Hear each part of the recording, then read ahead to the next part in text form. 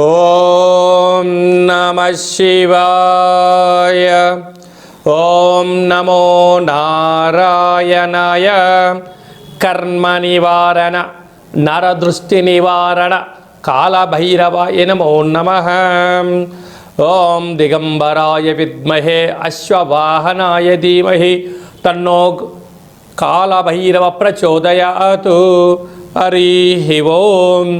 మా ఛానల్కి స్వాగతం. చూస్తున్న వీక్షకులకు ప్రేక్షకులకు ప్రియ కాళభైరవ భగవద్బంధులకి స్వాగతం పలుకుతూ మమ్మల్ని ఎంతగానో ఆదరిస్తూ ఉండబడినటువంటి ప్రియ సోదర సోదరీమణులకు, జ్యోతిష్య అభిమానులకు, హిందూ ఆధ్యాత్మిక భగవద్బంధులకి అందరికీ కూడా ముందస్తుగా ఆదివారం అమావాస్య మరియు మాఘమాస ప్రారంభకాల సమయంలో విశేషమైనటువంటి మహాసరస్వతి అమ్మవారి యొక్క జయంతి ఆశీస్సులు, రథసప్తమి, విశేషంగా భీష్మాష్టమి సందర్భంగా ఎలాంటి విధి విధానం పాటించడం వల్ల సకల గ్రహదోషాలు తొలగిపోయి నూతన ఆంగ్ల సంవత్సర ప్రారంభకాల సమయంలోనే మొదటి అమావాస్య ఆదివారం అమావాస్య సందర్భంగా ఎలాంటి ఐశ్వర్యాన్ని పొందడం వలన సకలమైనటువంటి గ్రహదోషాలు, వాస్తు, నరదృష్టి, సకల భూత ప్రేత పిచాచ బ్రహ్మర యక్షర యమదూత శాకిని డాకిని గ్రహదోషాలను తొలగించుకొని ఐశ్వర్యం పొందాలో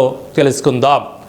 16/1/2026 నుండి 31/1/2026 వరకు పుట్టినటువంటి వారందరికీ కూడా ముందస్తుగా జన్మదిన శుభాకాంక్షలు. గతంలో వివాహం చేసుకున్న వారికి వివాహ వార్షికోత్సవ శుభాకాంక్షలు.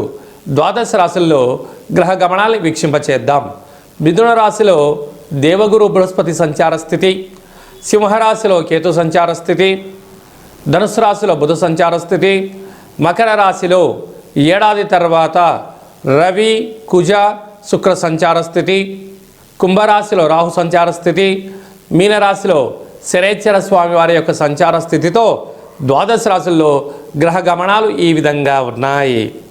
మకర రాశి వారికి రాశిలోనే పంచమగ్రహ సంచార స్థితి, విశేషంగా ఆదివారం అమావాస్య సందర్భంగా 6వ స్థానంలో గురు సంచార స్థితి దోషం ఉన్నప్పుడు ఎలాంటి దోషం తొలగించుకొని ఎలాంటి ఐశ్వర్యం పొందాలో ఈ వీడియోలో సవివరంగా సంపూర్ణంగా తెలుసుకుందాం. మకర రాశిలో ఏ ఏ నక్షత్రాలు వస్తాయనగా ఉత్తరాషాఢ నక్షత్రంలోని 2, 3, 4 పాదాలు, శ్రవణ నక్షత్రంలోని 4 పాదాలు, ధనిష్ఠా నక్షత్రంలోని 1, 2 పాదాలు కలిపితే మకర రాశి.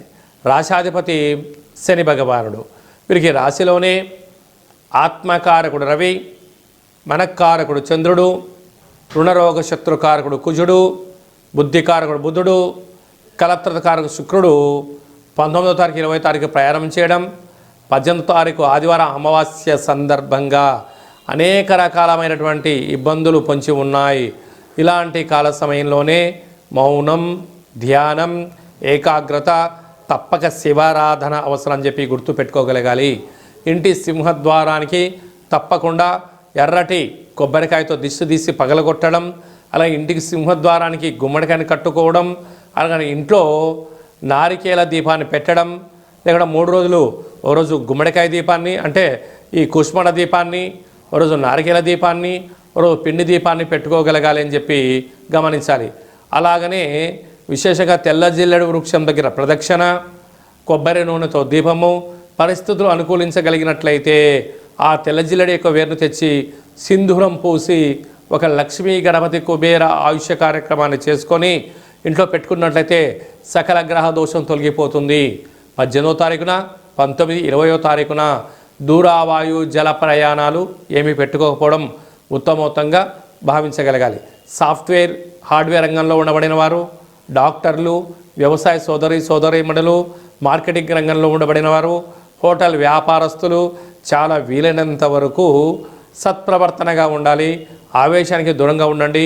అప్పులు ఇచ్చి పుచ్చుకునే విధానాన్ని, లేకపోతే కొత్తగా ఏమైనా పనులు ప్రారంభించాలనుకుంటున్న వారు కొంతకాలం ఎదురు చూడడం ఉత్తమోత్తంగా భావించి తీరాలి.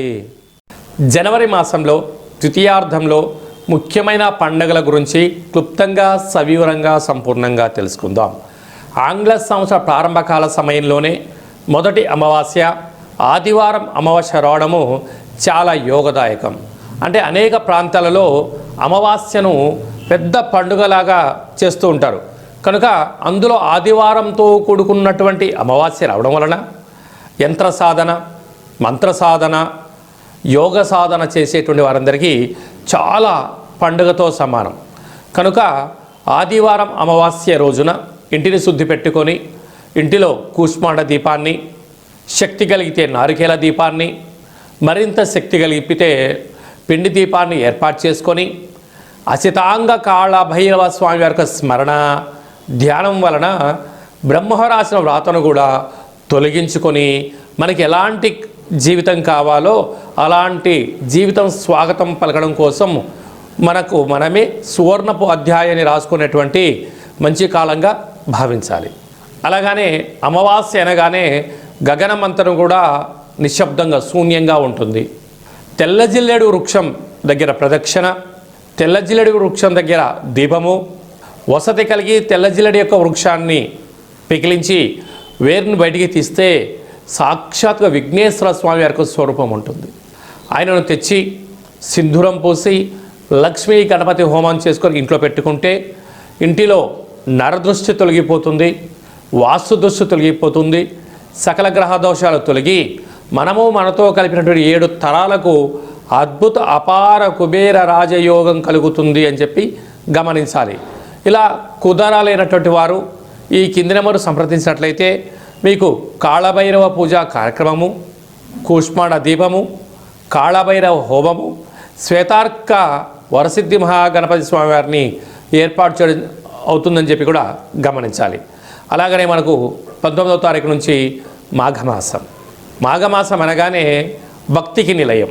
మనకు విశేషంగా ఎన్నడూ లేనటువంటి విధంగా 19వ తారీఖున 20వ తారీఖున పంచగ్రహ కూటమి అనగా మకర రాశిలో చాలా ఏళ్ళుగా జరగనటువంటి గ్రహ సంయోగము.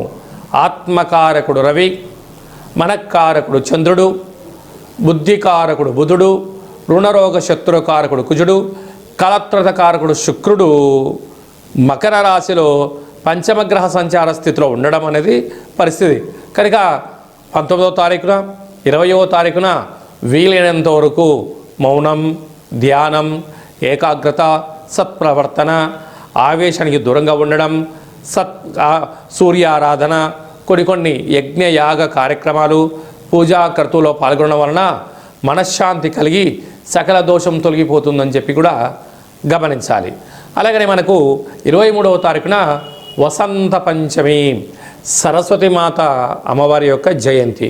కనుక 2 సంవత్సరంలో నిండి 3వ సంవత్సరం పడి 3 సంవత్సరాలు నిండన్నటువంటి అబ్బాయిలకు కానీ అమ్మాయిలకు కానీ అక్షరాభ్యాసం చేయించడానికి ఇది శుభతరుణం అని చెప్పి గమనించాలి. 25వ తారీఖున రథసప్తమి, సాక్షాత్గా భూమండలానికి వెలుగునిచ్చేటువంటి శ్రీమన్నారాయణ స్వరూపమైనటువంటి సూర్యనారాయణుడి యొక్క జయంతి.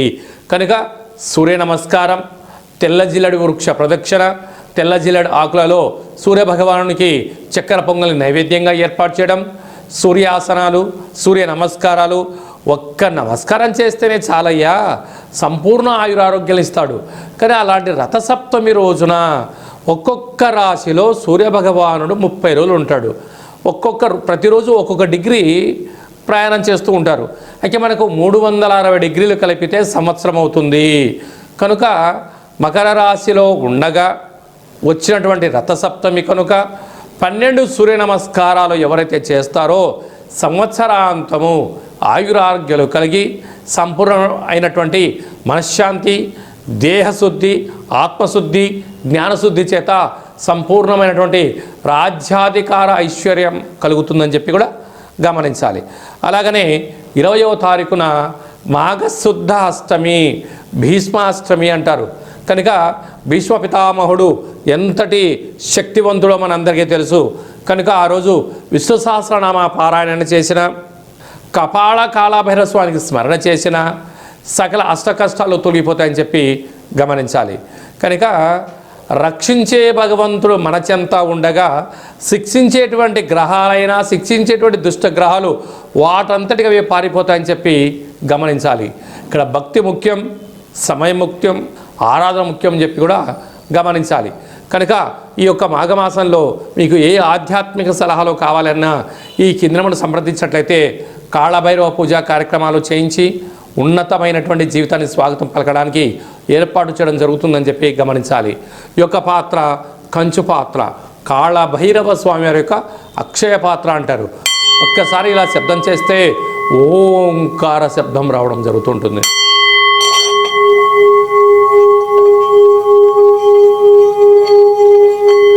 ఈ యొక్క శబ్ద తరంగాలని ఏర్పాటు చేయడం వలన లక్ష్మీదేవి యొక్క కృప కటాక్ష వీక్షణ వలన అఖండ రాజయోగం కలిగి దురదృష్టం దూరమైపోయి ఐశ్వర్యం కలుగుతుందని చెప్పి గమనించాలి.